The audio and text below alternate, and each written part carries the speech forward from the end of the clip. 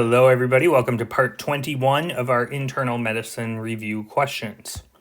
If you haven't had the chance yet, please consider subscribing to my Patreon. You can get there by clicking the link in the description of the video or on the I button in the upper right hand corner. I appreciate all the contributions that I can get to help offset the cost of these videos, and I thank all those of you who have already donated. Okay, so question 1. A 48-year-old woman comes into the clinic for follow-up for rheumatoid arthritis. She was diagnosed 18 months ago and started on treatment with methotrexate and prednisone. Upon relief of her initial flare, the prednisone was tapered. However, over the past 6 months, her symptoms have progressively worsened despite increasing the dose of prednisone. So restarting it and then increasing the dose. She is having pain in her MCPs, PIPs, knees, and ankles. The pain limits her daily activity.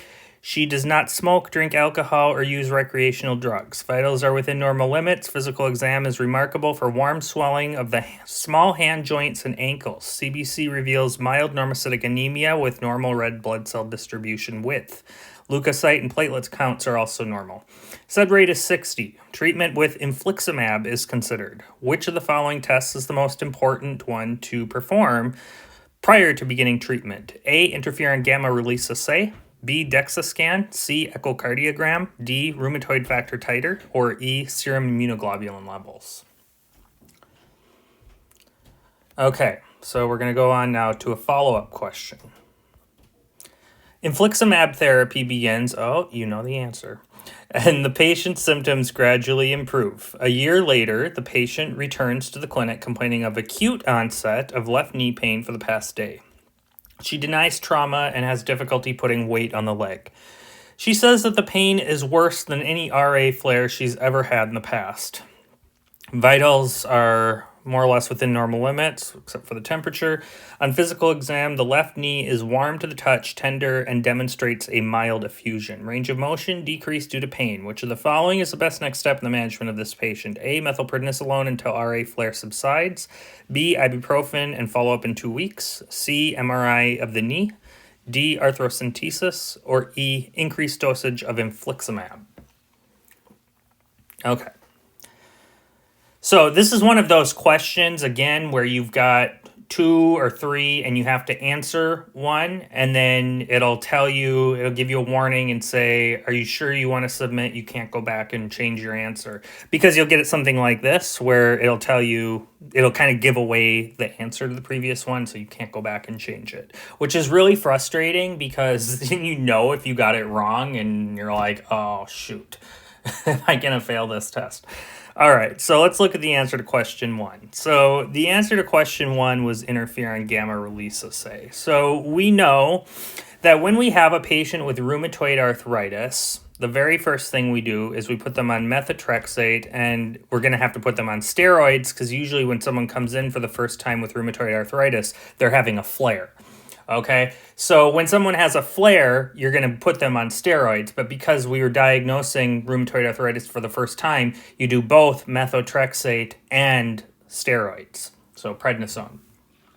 Now, that's important for you to know because on step 3 on CCS, you're going to get vignettes and you need to know how to manage them. Most of the time, you're going to get really basic things like strep or intussusception or appendicitis or a placental abruption or something that you should know how to manage because they're fairly common. RA is one of those things. So they'll give you a patient who's coming in with RA. You need to know that you need to get rheumatoid factor, anti-CCP, and all that stuff. Establish the diagnosis. Methotrexate is the first drug we go to for RA unless there's contraindications. Now, we do methotrexate and steroids. We increase the dose of methotrexate. We're finding that we're still having flares. Then the second line drug to go for is the TNF-alpha drugs. And the TNF-alpha drugs are infliximab, etanercept, adalimumab, and so forth. So infliximab is what we're going to do, but with the TNF-alpha drugs, the big thing we're worried about is reactivation of what? Of latent TB. So you have TB, you don't know it, Then you go on a TNF-alpha drug and it screws up your ability to form those granulomas, and then all of a sudden you have disseminated or primary tuberculosis, and you don't want that. So we always test for tuberculosis before putting a patient on a TNF-alpha drug. Always, always, always. Now that could be a tuberculin skin test, or it could be an interferon gamma release assay or IGRA. But you got to do one of them, okay? Now, a DEXA scan, why is that wrong? DEXA scan may be recommended before long-term steroid treatment because it can make osteoporosis work, but this is a 48-year-old woman. If she were on steroids for a long period of time, we might do a DEXA, but there's no reason to do a DEXA prior to beginning treatment. Furthermore, the treatment here is infliximab, and that does not raise your risk of bone mineral loss. Echocardiogram. So actually, TNF-alpha drugs are in fact associated with worsening heart failure, but that's only for people who already have it. It is not likely to cause new cases of heart failure. So echo is not needed. This patient has no history of heart failure. Rheumatoid factor titer? No. Not used to dictate therapy. It is used in the diagnosis, but not used after that. Serum immunoglobulin levels? No. Same kind of reason. We don't even get that to diagnose RA, but if you did, you would expect to see a polyclonal hypergammaglobulinemia because you have more of a diffuse activation of cells as opposed to like a multiple myeloma where you would have a monoclonal hypergammaglobulinemia because you have a monoclonal expansion of a B cell. So that's out. Now, question 2 is an arthrocentesis. What is going on here? So this is not an RA flare, okay? This is acute onset, and you've got a fever and a warm, swollen knee. What does that sound like? Septic arthritis. Can patients with RA also get septic arthritis? Yeah, they can. And as a matter of fact, they're like 30 times more likely, like 20 to 30 times more likely than the general population. And that just goes with any kind of destructive joint disease. You're more likely to get a septic arthritis. Now remember, the number one cause of septic arthritis is Staph aureus. Okay, so what drug do you think we're going to use here? Well, you could use oxacillin or nafcillin, but generally it's better to just go with vancomycin as your answer choice. Okay, it covers MRSA. All right, so that said, what do we need to do to diagnose a septic arthritis? We got to do an arthrocentesis. So there's your answer. Okay, none of these other things would work. Methylprednisolone until RA flare subsides. No, RA flares come on much more gradually, and it wouldn't cause a fever. Ibuprofen and follow-up in 2 weeks, not going to treat the underlying cause. MRI of the knee, that's done more for injuries. So if you're thinking of a meniscal tear, an MCL tear, something like that, not useful here. Increased dosage of infliximab, that would probably make things worse. Remember that people with RA are put on immunosuppressants. And infliximab, despite being a very clean immunosuppressant, is still an immunosuppressant nonetheless. So that would probably make things worse. All right, so takeaway here, when you suspect septic arthritis, arthrocentesis is what you need to do. It also helps to get blood cultures, and then once you get the arthrocentesis, send it off to cytology and start the patient on broad-spectrum antibiotics like vancomycin. Here are your DMARDs. These are disease-modifying anti-rheumatic drugs. These are used widely in autoimmune disorders. So you can see methotrexate, that's the big one. That's the one you're going to use and go to first for RA. Hepatotoxicity is the major adverse effect there, as well as cytopenias. Remember, methotrexate is a folate anti-metabolite. So it is going to get in the way of forming new cells. And the way I like to remember it is, where are all the cells that replicate really fast? Your skin, your oral mucosa, so stomatitis, your blood cells replicate very fast, so you'll have cytopenias, and you can also get some hepatotoxicity. Also used in psoriasis, and of course an OB application, ectopic pregnancy. When surgical management is not needed, you don't need to do laparotomy to get it out. You've got a stable patient, you can give methotrexate to induce an abortion. Leflunomide, not seen too often.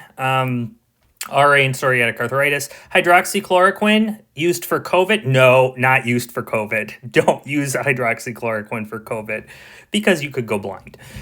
Used commonly for lupus, for RA, and also for malaria, which was its initial application. Sulfasalazine, big one here to remember, inflammatory bowel disease. It's kind of our first go-to with inflammatory bowel disease. You can use 5-ASA, brand name Pentasa, or you can go to mesalamine as well. This suppresses both TNF and IL-1. Remember, IL-1 is one of your major cytokines of inflammation. Very similar here as far as adverse effects. Remember, sulfasalazine is a sulfa drug. Lots of people, including yours truly, are allergic to that, so make sure and look for that in the history. TNF inhibitors, etanercept, infliximab, adalimumab, golimumab, there's others. These all you must get interferon gamma release assay or tuberculin skin test before starting treatment. Increases your risk of infections. These other ones are fairly rare. Can be used in RA, the seronegative spondyloarthropathies, even used in inflammatory bowel disease. I've got I've got a cousin who's got ulcerative colitis, and I got a cousin who has RA. What do you know? They're related. Do you think that's a coincidence? No. They're siblings. Okay, question 3. A 58-year-old man presents to the clinic complaining of several episodes of headache, lightheadedness, dizziness, and nausea. These symptoms almost always occur before mealtime. He has monitored his blood glucose during these events, and they range between 50 and 60 milligrams per deciliter. He was diagnosed with type 2 diabetes 2 years ago and was started on metformin monotherapy. 3 months ago, glyburide was added due to persistently poor control despite medication compliance. He has no other significant past medical history and is only on diabetes drugs. Vitals are within normal limits. Physical exam is unremarkable. Hemoglobin A1C is currently 6.7. The medication most likely responsible for this patient's presentation works by which of the following mechanisms? A. Intracellular nuclear receptors. B. Surface adenylate cyclase coupled receptors. C. Membrane potassium ion channels. D. Surface tyrosine kinase receptor. Or E. Intracellular mitochondrial enzymes. I know you're thinking, Paul, this is a step 1 question. And yes, it is, but they're coming up more and more on step 2 and 3, and you're just going to have to cope with it. But fortunately, you have me, right? I know a lot of the review sources that you pay for, they're kind of behind the curve on this as far as, step 1 questions starting to come up more, basic science questions. So you want to pay attention to this stuff because some of the widely paid for review sources are not including this. So I keep an eye on those, by the way, because I want you to know what's good for you to buy and fill in the gaps here. Okay, so let's go ahead and go to this answer here. It is a membrane potassium ion channel. So he was on metformin, and he was fine, but he didn't have good control. So he probably had an A1C in the 8s or 9s. Then we started him on a new drug, glyburide, and now he's having hypoglycemic episodes. So now they're asking, what's responsible for these hypoglycemic episodes? Naturally, it's going to be the drug that you started and then you had the hypoglycemic episodes. So it's glyburide. Well, what class of drug is glyburide? It's a sulfonylurea. Glyburide, glipizide, glimepiride, they all end in gla and end in ide. Okay. So these are your sulfonylureas. And now at this point, all you just need to know is how they work. And they work by blocking potassium ion channels. Okay, so you might be asking, how does that help diabetes? And I am going to show you. So I'm going to switch to red here. So normally what happens, this is a beta cell of the pancreas, makes insulin, releases insulin. Glucose will come in, and these cells essentially can sense the amount of glucose. Glucose will come in just through diffusion. And of course, glucose is going to go through the glycolytic pathway. You make ATP. ATP then will block this this channel here. And so by blocking this channel, you will increase increase the amount of calcium that comes in. So this channel gets blocked. And when this channel is blocked, potassium will remain in the cell. This channel will kick potassium out. Remember, potassium is always higher inside cells than outside cells. So this channel would kick potassium out, but it's not here because the ATP blocks it. Okay, this potassium ATP channel is blocked by ATP. Well, then if potassium is staying in the cells, the membrane potential is higher and it's easier to depolarize. And so what actually then happens is you have a high enough potassium level inside the cell, it activates these L-type calcium channels. And that pushes calcium or pulls calcium into the cells, and that causes depolarization, which then allows you to release insulin. So this whole pathway, you start out with high glucose, and you end up with high insulin release. Well, what the sulfonylurea does is basically the same thing that the ATP does. It blocks this channel. Okay, so what ends up happening then is you release insulin regardless of the glucose level. And that is where you get the hypoglycemic episodes, because this is glucose independent. This medication is going to keep causing you to release more insulin regardless of your glucose levels. And that is why sulfonylureas are kind of dangerous, quite frankly. They can cause these problems. So you don't really necessarily need to know how this works in detail, but what you do need to know is how sulfonylureas work in general, which is that they block the potassium ATPase or potassium ATP channel. Okay, so we talked about how sulfonylureas work. The meglitinides, they work in a very similar way. So that's repaglinide, neteglinide, metiglinide, not very commonly used. They work the same way. Hypoglycemia is the major adverse effect. Biguanides, that's metformin, has a lot of mechanisms. It works via this AMP kinase, and primarily, though, where it works is at the mitochondria. The big adverse effect, lactic acidosis. You got to know that. You could get a test question on that. Remember, lactic acidosis is an anion gap metabolic acidosis. Okay, so expect to see that low blood pH, low bicarb, and then the anion gap. When you take your sodium and subtract your chloride and bicarb. Thiazolidinediones, these are the glidazones. So the thiazolidinediones activate PPAR gamma. It stimulates lipogenesis. You pull glucose out, you make fat. Of course, naturally, the adverse effect is weight gain, so you can imagine why these drugs are not preferred. GLP-1 agonists, these are becoming famous. Exenatide, liraglutide, this is your Ozempic. This, along with the DPP-4 inhibitors, which blocks the breakdown of GLP-1, so it's kind of the same thing. DPP-4 is an enzyme that breaks down GLP-1. Both of these are going to increase GLP-1, either by being an agonist or by decreasing the endogenous breakdown. These have the effect of delaying gastric emptying, decreasing glucagon secretion. And so the adverse effects here for GLP-1 agonists, it's pancreatitis. That's an important one. Medullary thyroid cancer is another one. So don't give to a person with a family history thereof. Nasopharyngitis for the DPP-4 inhibitors. That was actually new to me when I was going through and looking through this table. So, but it may be useful for you to know. SGLT2 inhibitors, very simple here, causes you to pee out more glucose. You can imagine why that works. These are your flozins, so canagliflozin, empagliflozin, dapagliflozin. UTI is the major adverse effect here. Also, a necrotizing infection of the perineum, also known as Fournier gangrene. And naturally causes weight loss because you're losing nutrients.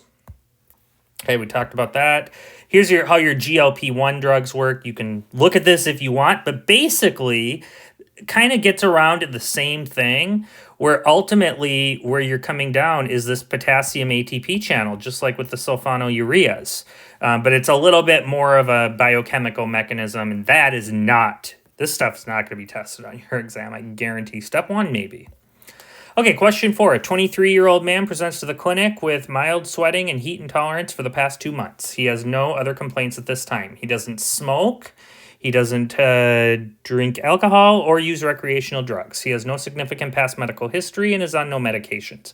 Vitals show blood pressure 134/82, heart rate 110, respirations 18, temperature 98.6. Mild diffuse non-tender enlargement of the thyroid. There's a fine hand tremor, no diplopia, extraocular movements are intact. Mild lid lag. Labs show CBC and BMP that are unremarkable. TSH is basically undetectable. Free T4 2.8, normal being between 0.8 and 1.9. Total T3 is 258 nanograms per deciliter. And you can look up your labs. They will give you normal lab values. RAIU scan is performed and shows 33% uptake with a diffuse uptake pattern. So increased uptake and a diffuse uptake pattern. Serum thyroid stimulating immunoglobulin level is elevated. Which of the following is the best next step in the management of this patient? A, propranolol, B, propranolol and methimazole, C, propranolol and propylthiouracil, D, radioactive iodine ablation, or E, referral to general surgery. Okay.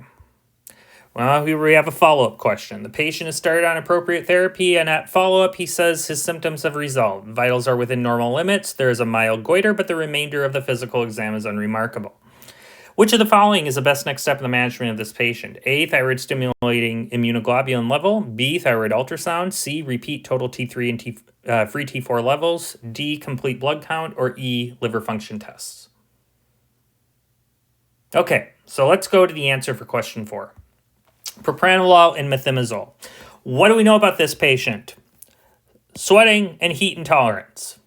What's the first thing we need to look at whenever you have those symptoms? What if he said, I've been losing weight?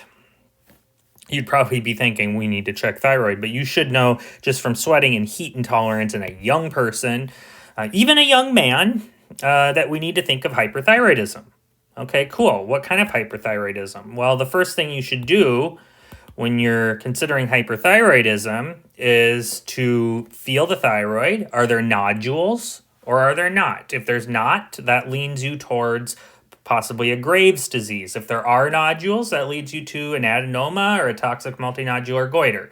However, if there are no Graves-specific symptoms, I mean the Graves ophthalmopathy here, where you got those bulging eyes, then what you need to do is an RAIU scan. Of course, you are going to get your TSH, you're going to get your free T4. It's going to tell you exactly what you think it would tell you, is the fact that it's hyperthyroidism and it's primary hyperthyroidism, meaning the TSH is suppressed, the T4 and T3 are elevated. So you know now it's primary hyperthyroidism. Graves is a big cause, but then there's also the thyroiditises, there's iodine toxicity, there's what else? There's exogenous iodine exposure and so forth. So there's a number of causes. What we need to do is the RAIU scan. The RAIU scan is going to give us hints.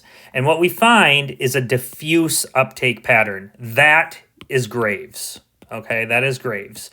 Now, if on the other hand we saw a nodular uptake pattern like that, toxic multinodular goiter. If we saw a single focus of uptake, toxic adenoma. If we saw very little uptake, thyroiditis. Okay, so the diffuse uptake pattern is Graves. But then we already saw, I mean, if you went through and looked at this question, you're already going to know it's Graves because thyroid stimulating immunoglobulin, the presence of it is basically pathognomonic for Graves. So now we know he's got Graves' disease. Question is now, how do we treat it? So when you're treating Graves, you need to do two things. You need to treat the symptoms. Some of his symptoms are pretty significant. He's got a tremor. He's got sweating and heat intolerance. He's got tachycardia. He's almost tachypnic. So this is a guy that needs to have his symptoms calmed down. What do we do for that? A beta blocker. Okay, so he needs a beta blocker. D and E are out. Then he needs to be on an antithyroid drug. Well, the two antithyroid drugs are methimazole and propylthiouracil. That's out. What do we do? Methimazole or PTU? We prefer methimazole because PTU is more hepatotoxic. So we prefer methimazole if we have a choice. Now, if methimazole wasn't a choice, if B wasn't on there, then you go with C. But methimazole is ideally the drug that we go to first. There are exceptions. We will get to that. Question 5, you started therapy. The patient has come back for follow-up. This is a classic step 3 question, by the way. You get a patient coming in for follow-up.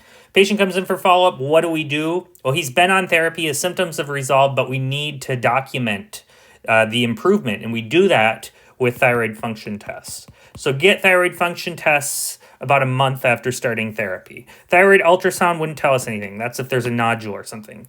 Thyroid stimulating immunoglobulin level, yeah, he's got Graves. It's still going to be there. CBC, not going to tell us anything. LFT is not going to tell us anything. These you might get if the patient was on PTU or something, if there were symptoms, if he was coming in with infections or low platelets or something like that. LFTs, right upper quadrant pain and stuff like that. You're not going to see that with methimazole.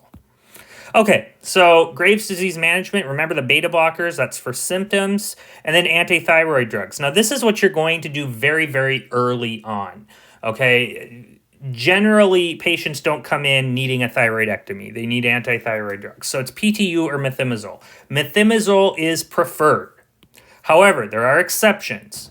If the patient is pregnant, then she needs to be on PTU in the first trimester, because methimazole has a number of teratogenic effects, choanal atresia being a big one.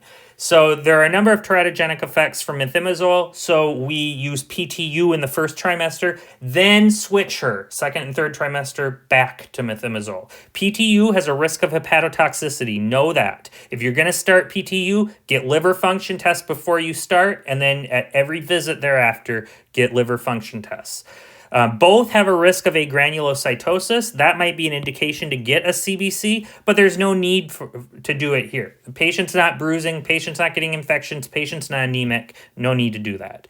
PTU also has the added benefit of inhibiting peripheral conversion to T4 to T3, but that's just kind of a beside the fact. I don't think you'll be asked about that. And then, like I said, follow up with repeat total T3 and free T4 about a month after you start treatment.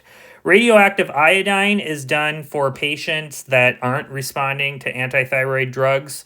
So this is more for moderate hyperthyroidism. Because this destroys the thyroid, it essentially induces a thyroiditis. And when that happens, you get a hyperthyroid phase because you're spilling out preformed thyroid hormone. So it may initially worsen symptoms, but eventually it will kill the thyroid tissue and lead to a permanent hypothyroidism, in which case those patients will have to take replacement thyroid hormone.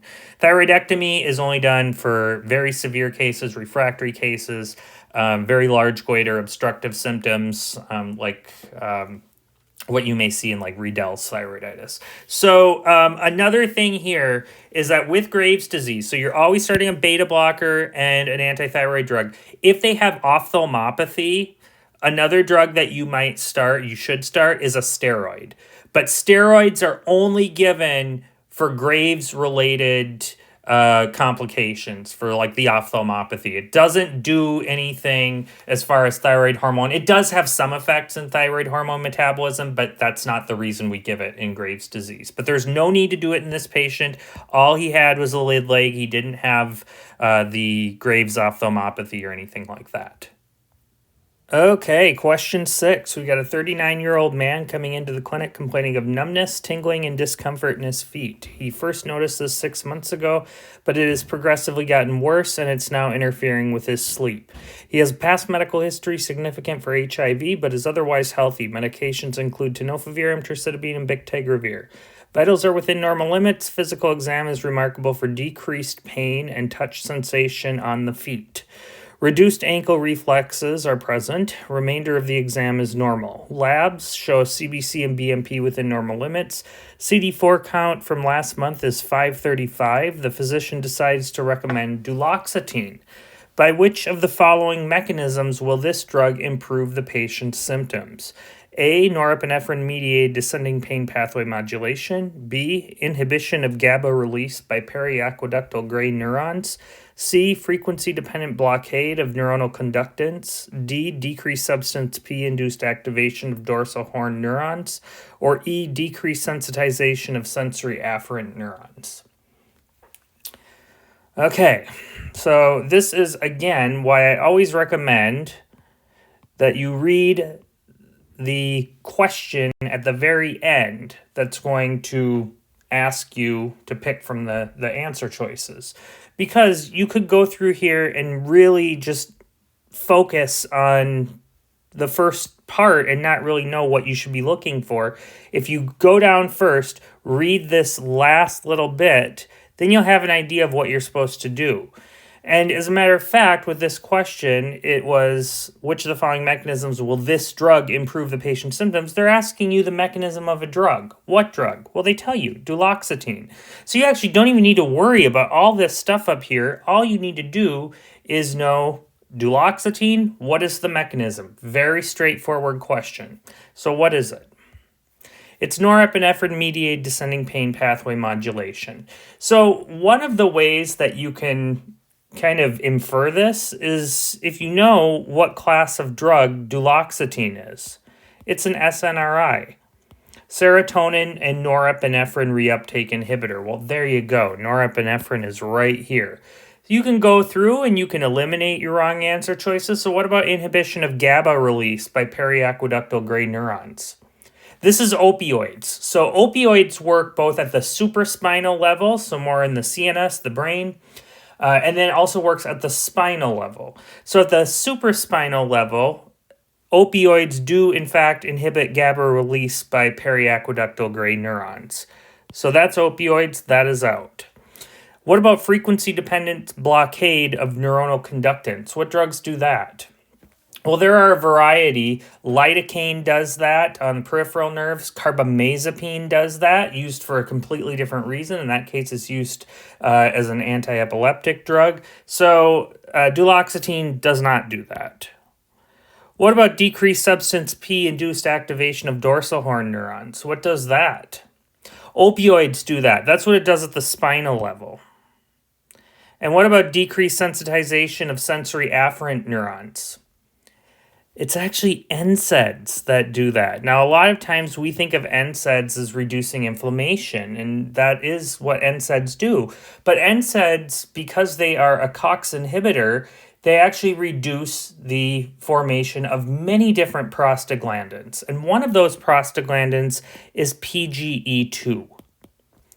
Okay, and PGE2 sensitizes nociceptive sensory neurons and thus lowers their threshold to send pain signals.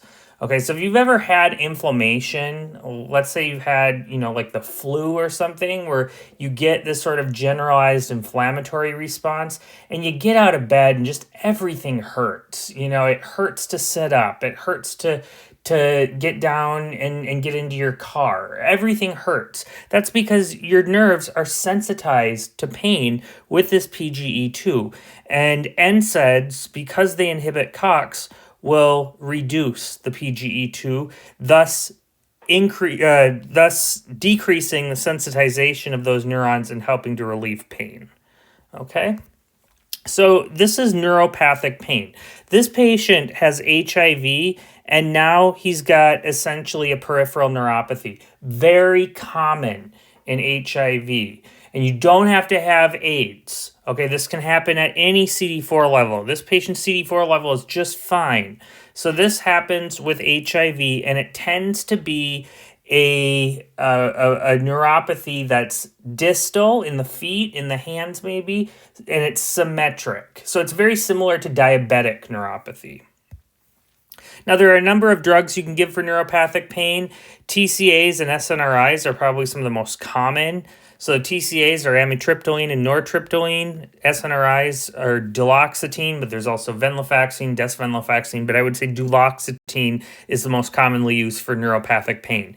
These decrease the reuptake of serotonin and norepinephrine, which was our answer here, and that inhibits pain signals. Anticonvulsants, usually it's going to be gabapentin, pregabalin. We're typically not giving, carbamazepine for pain. We're not giving levetiracetam for pain. We're giving gabapentin or pregabalin for pain. This decreases depolarization of neurons in the CNS. And you can imagine based on that why these drugs are useful for epilepsy. Opioids, we talked about. Capsaicin, you can get this over the counter. Capsaicin is what's in hot peppers to give them their spicy flavor. This works by a variety of mechanisms, but the first and foremost mechanism is a loss of membrane potential in the nociceptive fibers, making them less likely to transduce pain signals. And then lidocaine, we already talked about that to decrease depolarization of neurons. Okay, so these are really the ones you're probably going to be going for. And then your anticonvulsants. When you're dealing with neuropathic pain, we like to avoid opioids. Most patients have tried capsaicin over the counter, and lidocaine isn't really the best for neuropathic pain because there are cardiac effects. Okay, so you're going to go with duloxetine, amitriptyline, or gabapentin, or pregabalin. Those are typically the drugs you go for neuropathic pain. Question 7. A 77-year-old man is admitted to the hospital due to stage 4 pancreatic cancer that has metastasized to the liver, lungs, brain, and several thoracic vertebrae. He's discontinued all chemotherapy and says, "I don't want any drugs that I don't need. I just want to be comfortable in my final days." Past medical history includes dyslipidemia, type 2 diabetes, hypertension, major depressive disorder, and seizures secondary to the brain metastasis. Medications include simvastatin, basal insulin, lisinopril hydrochlorothiazide, levetiracetam, citalopram, and oxycodone. Vitals are within normal limits. Physical exam is unremarkable. No distress or pain at this time. No pedal or pretibial edema. Lungs are clear. Which of the following is the most appropriate medication change for this patient? A, discontinue levetiracetam. B, discontinue lisinopril hydrochlorothiazide and simvastatin. C, discontinue escitalopram. D, switch from basal insulin to premial insulin only. Or E, no change is needed at this time. All right, so this is kind of a combination of drugs and ethics and hospice. So kind of a hybrid question. Okay, we're going to go to our answer here. The answer is to discontinue lisinopril hydrochlorothiazide and simvastatin. So what we're dealing with here is end-of-life medication management. And the goal of end-of-life care is comfort. Okay, so we're not trying to prevent any diseases unless we're talking about a disease that's going to cause discomfort to the patient in the short term. So we're going to discontinue most medications that don't provide short-term benefit to the patient.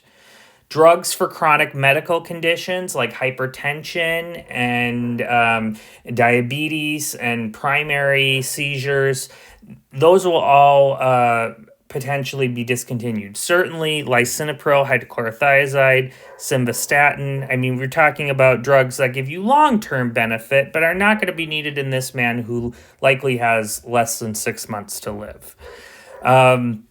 So why would we not discontinue levetiracetam? He's on levetiracetam because of the brain metastases. He wants to be comfortable, right? He wants to be comfortable.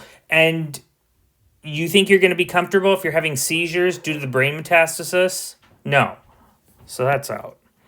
What about discontinue escitalopram? What's escitalopram for? Depression. Do we want to stop antidepressants in someone who's got depression and is dying? No.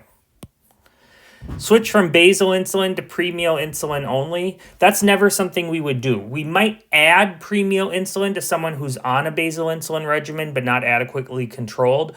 But in any case, diabetes control is not a priority in this patient. Because again, it's another one of those chronic diseases. And then no change needed at this time, no. We want to discontinue the medications for long-term conditions that don't provide any short-term benefit to the patient. Granted, major depressive disorder is a long-term condition, but staying on that antidepressant is going to keep him in a good mood. Levetiracetam, we want to keep him on that because that does provide short-term benefit, stops seizures from happening. And I apologize for my dog. So this is just a list of drugs that you would stop. So again, notice antihypertensive, statins, aspirin, glucose checks, as needed insulin. And the ones you're going to continue, you can see all of these improve quality of life. So pain meds, anti-nausea drugs, laxatives, anxiolytics, antidepressants, and secondary seizure prophylaxis. Okay, question 8. A 22-year-old woman presents to the ED complaining of diarrhea for the past 3 days. She says she hates going to see the doctor, but she's very concerned because she noticed she noticed a maroon color to her stools, and it, quote, freaked me out. She endorses some mild lower abdominal pain and fatigue. She denies a fever, no recent travel. Vitals are within normal limits. Physical exam reveals mild diffuse abdominal tenderness to palpation, no rebound tenderness. Bowel sounds are normal. Remainder of the physical exam is unremarkable. Stool guaiac is positive. Labs are shown. Which of the following is the best next step in the management of this patient? Okay, I'm going to show you the labs, and then you can come back and you can rewind as you want. Okay, so here's our labs. Okay, let's look at our answer choices. A, discharge and follow up with primary care physician as needed. B, admit now and begin ciprofloxacin. C, obtain stool culture and Shiga toxin PCR, then discharge and follow up with PCP as needed. D, admit now and perform flexible sigmoidoscopy. E, discharge with loperamide. Okay, so let's go to our answer. We're going to obtain the stool culture and Shiga toxin PCR and then send her home, follow up as needed. Okay, so what is going on here? She has acute diarrhea. So remember, chronic diarrhea is more than 4 weeks. Acute diarrhea is 1 to 2 weeks. And then subacute is like 2 to 4. So this is acute diarrhea. And when you have a patient with acute diarrhea, it's more than likely infectious. So we want to know what kind of infection. Is it viral? Is it bacterial? What is it? Now, most cases of acute diarrhea are viral in origin. And in ordinary, non-immunocompromised people, that's typically going to be a watery diarrhea. Okay, loose, watery, non-inflammatory, comes and goes. That's viral. A lot of people get viral gastroenteritis. They're never seen for it unless they've got intractable vomiting or stuff like that. So acute diarrhea is usually viral, but what's different in this patient? She's got bloody stools. If you've got acute diarrhea that's got blood or it's inflammatory, that's usually due to a bacterial cause. So this is probably bacterial gastroenteritis. And what do we call it when a patient has bloody diarrhea? If you know, you know. If you grew up in the 90s, you know this. Okay, so the patient has dysentery. What do we do? Okay, that's as simple as that. You got a patient with dysentery, what do you do? Do we just send them home? No, we got to do some testing. Do we start antibiotics? No, we don't do antibiotics on non-immunocompromised people who are generally okay. She doesn't have a fever. She's not dehydrated. So we don't need to do antibiotics for her. I don't think you're going to get asked about when antibiotics are needed, but generally it's very old people, very sick people, immunocompromised people who don't get better after a week or two, or it continues to remain. Then in that case, you may do antibiotics, but we're not doing antibiotics right now. What about admit now and perform flexible sigmoidoscopy? That would be useful if we suspected IBD or ischemic colitis.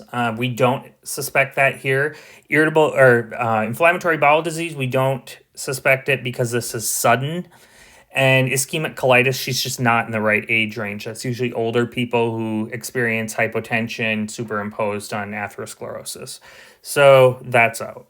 And then discharge with loperamide. You generally don't want to use antidiarrheal drugs in patients with a bacterial diarrhea.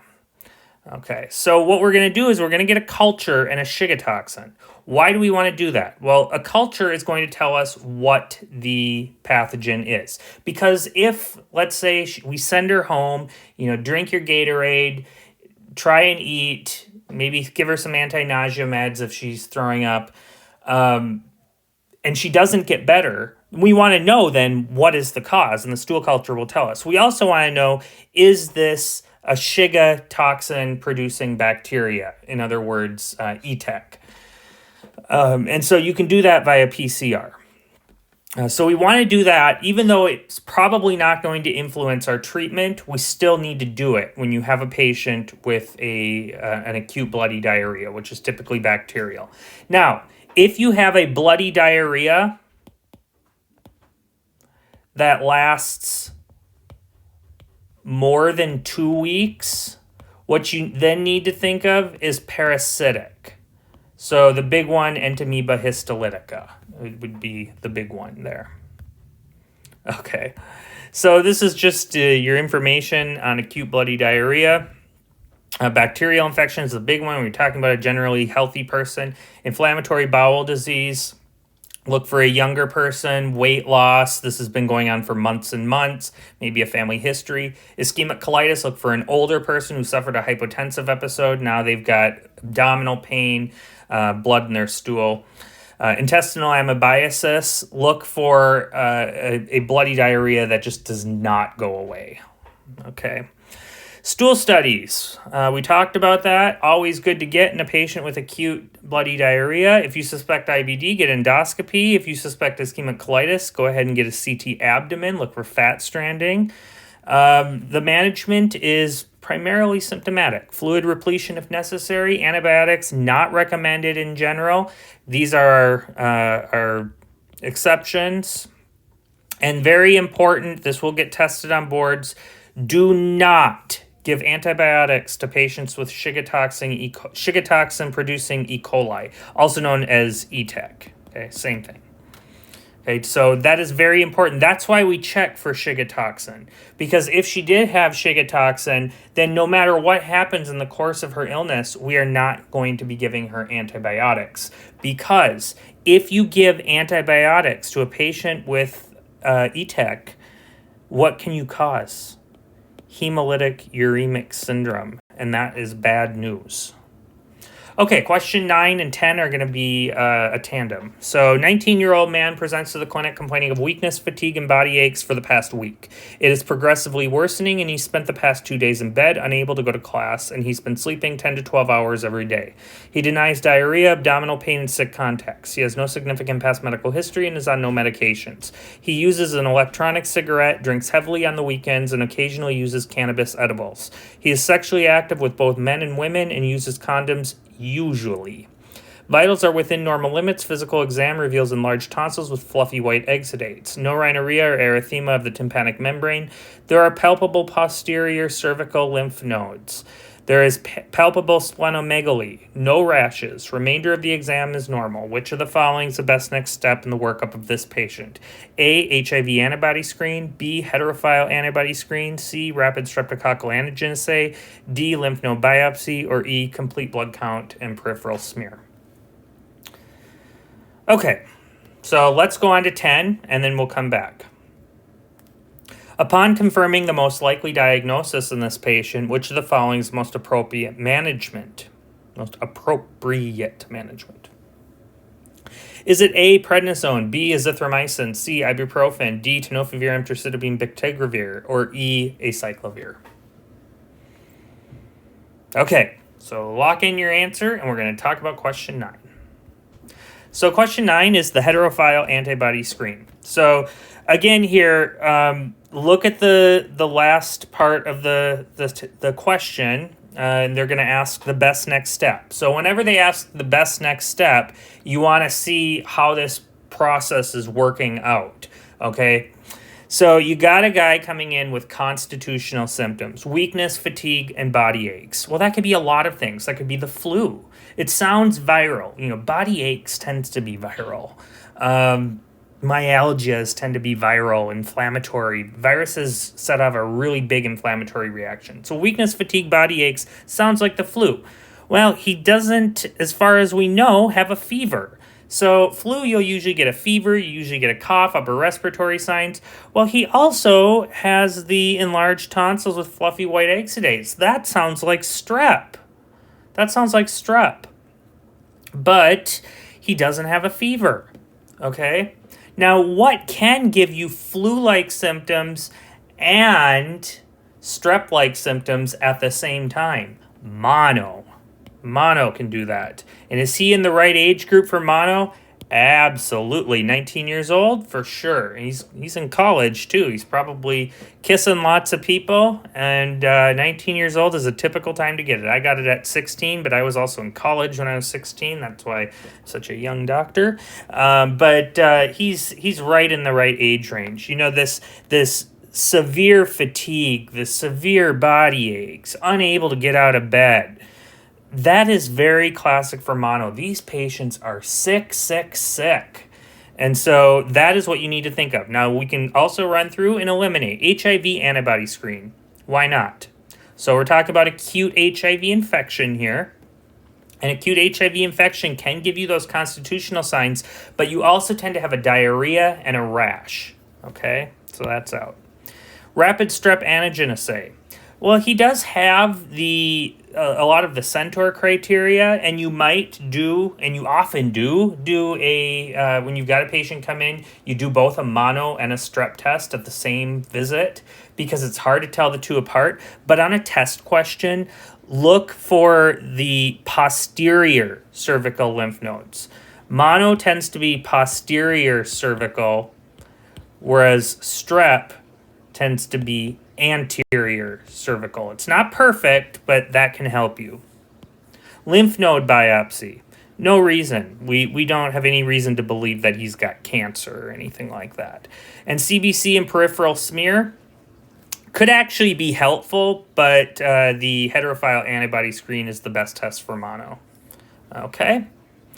And then 10, upon confirming the most likely diagnosis, what's the most appropriate management? We don't give antivirals for mono. We don't give antibiotics. We don't give steroids immediately. And so you got your answer right there. So azithromycin, that could be given for strep. Tenofovir, emtricitabine, bictegravir. If he was having diarrhea, rash, we did an HIV test, came back positive, yes, we would start him on antiretroviral therapy. We don't need to do that here. He doesn't have HIV. Acyclovir has been used in mono, but is not typically used. I think probably more for immunocompromised people. You won't be tested on that. Now, prednisone. When would we use prednisone in mono? So let's say that the patient, they're always going to have swollen tonsils. But let's say it got so bad that they say it's becoming hard for me to breathe. Then you go ahead and give an oral prednisone, but we don't need to do it in this patient. So it is ibuprofen. That will help with the pain, primarily the myalgias, because it will suppress the production of cytokines. Infection mononucleosis, typically due to the Epstein-Barr virus. In a minority of cases, it can be due to cytomegalovirus. These are typically going to be the patients that test negative on the monospot test, but have all the symptoms of mono. They test negative on their strep test. We have every reason to believe it's mono, but the Epstein-Barr virus, the monospot test came back negative. CMV can cause a mono-like syndrome. They call it heterophile negative mononucleosis. Flu-like symptoms, tonsillitis, pharyngitis causing a sore throat, posterior or diffuse cervical lymphadenopathy, and they may have hepatomegaly, they may have splenomegaly, or they may have both. Positive heterophile antibody test is diagnostic. The first week of illness, you do have a 25% false negative rate. Some of that might include the CMV too. Atypical lymphocytosis may be given to you, especially in step 1 as a slide. I don't think you'll be expected to identify it on step 2 or 3, but you should know atypical lymphocytes is very suggestive of mono, but it's not perfect. They can get a transient hepatitis. They can also get a rash if amoxicillin is given. So the way that this typically works is that a patient comes in and they don't know if it's mono or if it's strep, and they just decide, you know what, I'm going to treat you for strep.